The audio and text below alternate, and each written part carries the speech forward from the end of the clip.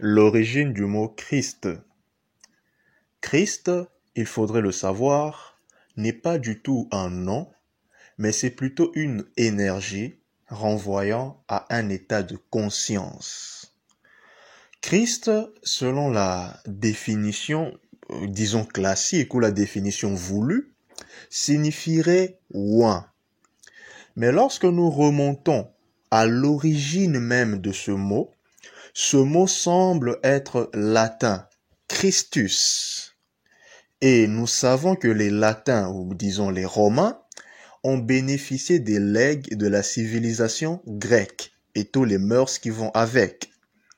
Et donc, l'histoire nous dit que ce mot Christus viendrait en fait du grec Christos.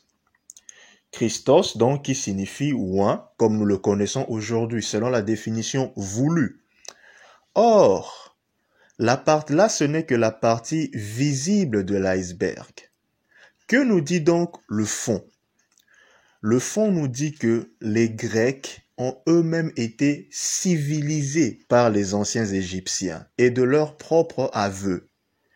Donc, si nous remontons encore plus loin pour chercher à comprendre l'origine du mot Christos, Christus, Christ, cela nous renvoie à la racine égyptienne Christ, qui signifie en traduction Kersecheta, qui signifie non pas oint, mais qui signifie gardien de mystère. Et ce qualificatif de Kersecheta, donc K-R-S-T en abrégé, est attribué aux divinités, donc Osiris, Horus, etc. Comme nous l'avons dit au début, Christ est un état. Voilà pourquoi on parle dans la spiritualité de l'état christique, qui renvoie à l'illumination de l'être.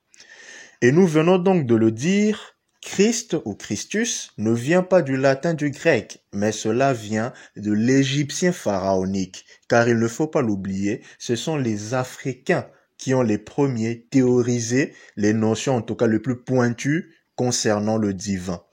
Donc Christ, hormis la définition voulue, ne signifie même pas oint, ne vient pas du gréco-latin, mais vient de l'égyptien ancien, et cela signifie gardien des mystères.